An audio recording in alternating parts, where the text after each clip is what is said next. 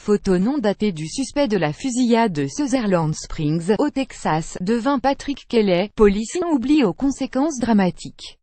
L'Air Force n'avait pas informé le FBI de la condamnation pour violence conjugale de devint Patrick Kelly, ce qui aurait dû empêcher l'homme qui a tué 26 personnes dans une église du Texas dimanche d'acquérir une arme, a reconnu lundi le Pentagone. Plus grand que à lire aussi les motivations du tueur étaient familiales, les informations préliminaires et que le délit de violence conjugale de Kelly n'a pas été inscrit au registre du Centre national d'information criminelle NCIC, a indiqué Anne Stefanek, une porte-parole de l'armée de l'air américaine, précisant qu'une enquête a été ouverte pour voir si d'autres condamnations avaient pu passer au travers du système d'inscription au registre des criminels.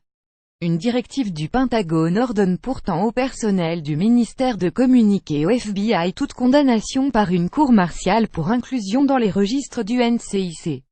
L'ex-caporal de l'armée de l'air avait été jugé dans une cour martiale en 2012 pour violence contre épouse et l'enfant de cette dernière.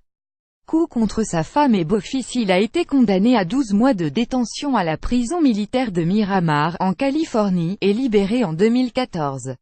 Il avait été chassé des rangs de l'armée pour mauvaise conduite et rétrogradé au rang de simple soldat. Selon la loi fédérale, il n'avait donc pas le droit d'acheter ou de posséder une arme à feu après cette condamnation, a précisé la porte-parole. L'Air Force a également publié un document de janvier 2013 détaillant les motifs de condamnation de devint Patrick Kelly. Il a été jugé coupable d'avoir frappé sa femme à plusieurs reprises entre juin 2011 et avril 2012, lui donnant des gifles, des coups de pied et tentant de l'étrangleur. Il a aussi été jugé coupable d'avoir violemment frappé beau-fils entre avril et juin 2012, d'une force telle qu'elle aurait pu causer ça ou le blesser gravement. Il avait plaidé coupable de ces deux accusations.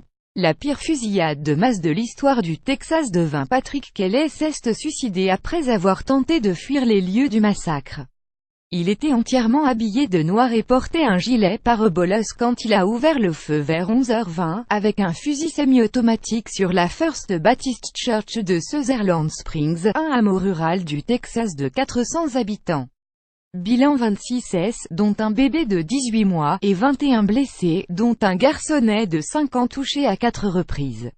Les enquêteurs ont pour l'instant avancé la piste d'un différend familial entre le suspect et sa belle-mère qui fréquentaient occasionnellement la paroisse.